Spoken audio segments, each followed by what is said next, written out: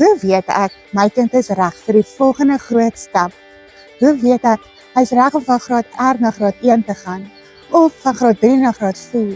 Of graad 7 na graad 8? Dis altyd 'n verrassing. Ons sien dit as 'n verrassingspakkie. Elke tree, elke fase bied 'n nuwe uitdaging aan en ons weet nie wat wag vir ons nie.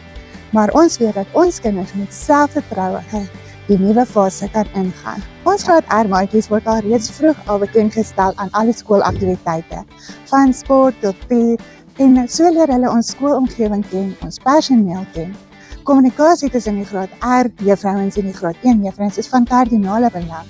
En so word elke maatjie se ontwikkeling met groot respek behandel en hanteer. Hier by ons volg ons die CAPS kurrikulum soos deur die departement voorgeskryf word, maar dis nie al nie. Deur ekstra hulpbronne, tegnologie en praktiese ondervinding leer die kinders nog steeds om konsepte vas te lê deur speel dit te doen.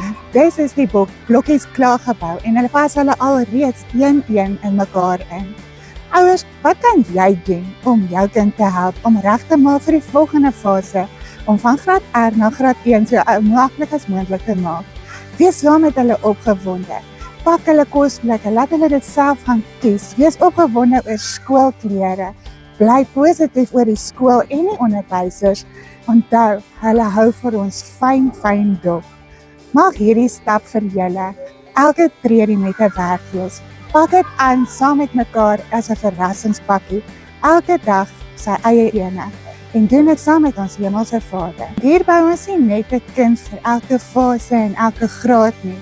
Hier bou ons 'n kind wat selfversekerd die wêreld daar buite kan instap.